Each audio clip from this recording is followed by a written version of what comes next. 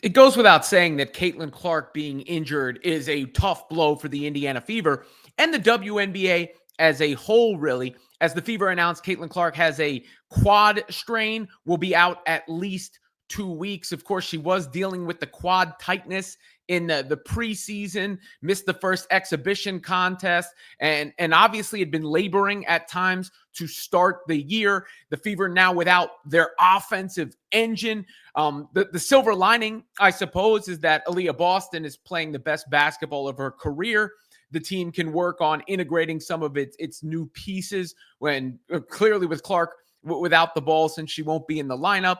And they have an easier stretch coming up of games against lesser opponents than they faced thus far. But it's always concerning when the superstar gets hurt. And that's, of course, the case with Clark. Not much else to say beyond that. Bummer. I guess the good news is it could be worse. At least 2 weeks lets you know that it may be longer than that. I don't know how much of this is something she couldn't play through versus something they're also trying to manage. They were trying to manage it in the preseason. I've seen the reports out that it's a new injury.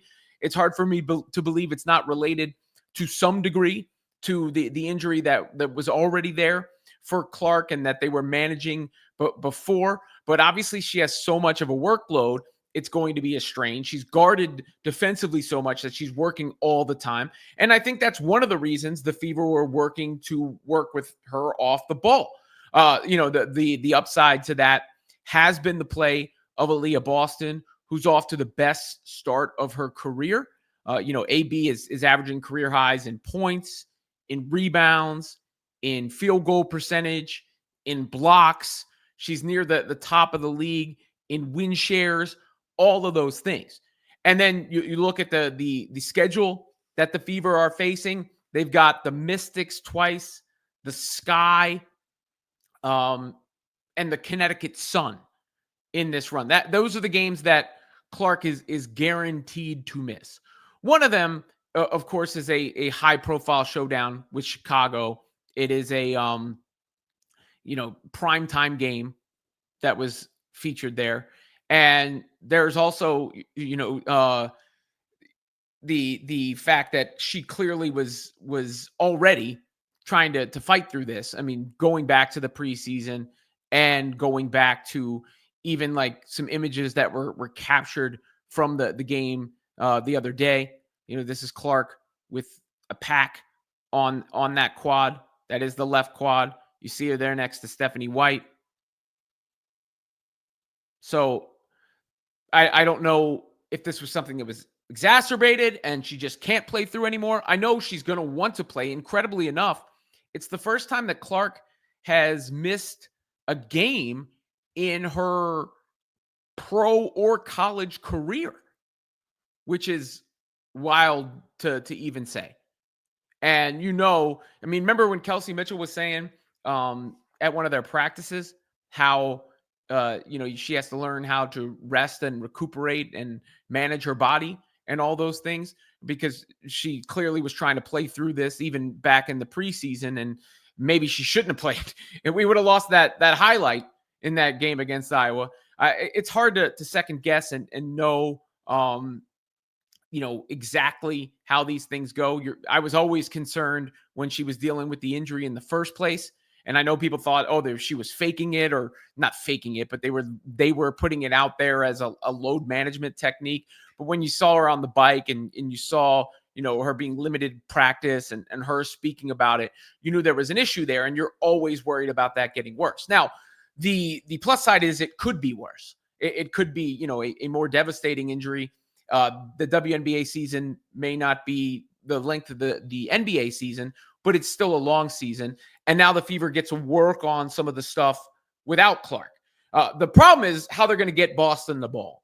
Like, who's going to get Boston the ball, because defenses are going to focus on Boston. That was the thought process behind Clark off ball in the first place, because defenses are going to want to take Clark with the ball away. That's their first inkling, their first instinct. Pick her up above the break. Pick her up full court. Force the ball out of her hands. So if you're the Fever, you work on the counters to that, because you're at your best with Clark with the ball in her hands and cooking. So now with her out, the defensive attention doesn't need to be there. It goes to Boston. Who's going to be able to get Boston the ball in the position she needs the ball in order to be successful? Because Aaliyah can play make out of that spot as well. She's really taken a leap this year. Sophie Cunningham, to me, has been the best playmaker for the Fever outside of Caitlin Clark, the most impressive player with the ball in her hands outside of Caitlin Clark to start the year, at least what we saw in the preseason. Sydney Colson clearly going to get a little extended run during this time simply because they need another guard. Clearly, Kelsey Mitchell is going to be relied upon as a scorer. But for the time being, basically, it has to be this. It has to be, you have to hope that Clark gets to 100% during this time on the shelf. And this isn't something that lingers for the entire season. Because obviously, if it's something that lingers for the entire season, it just ends their chances.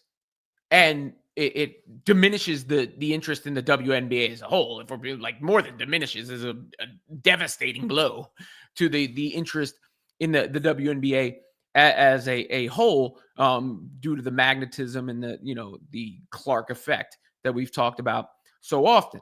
But there have been plenty of worse injuries, and that's always the worst case scenario. And this does not appear to be that. 2 weeks feels like a long time, but in the grand scheme of things, it's not. Even a month feels like a long time, but in the grand scheme of things, it's not. Certainly could hurt the Fever's record. Certainly could hurt Caitlin Clark's MVP chances, but got to think long-term, and you want her at 100% for the stretch run for the season. And when you do look at this stretch of games, they are winnable for the Fever even without Caitlin Clark. You're not playing the Liberty. You're not playing the Dream twice again. You're not playing the upper echelon teams in the league. You're playing teams that have proven imminently beatable during the stretch. Especially Chicago hasn't won a game. I think the Mystics have lost 3 in a row.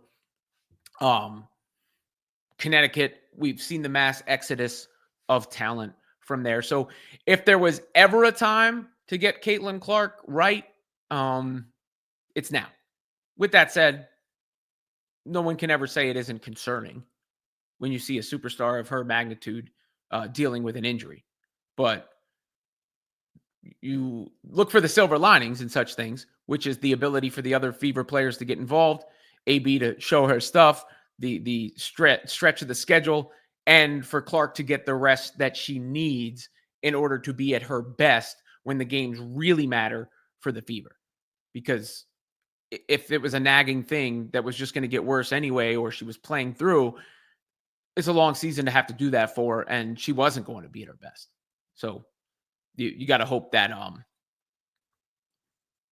they were saying cautious approach before. Hopefully this is a proactive approach that will allow her to be more active and even more effective later in the year.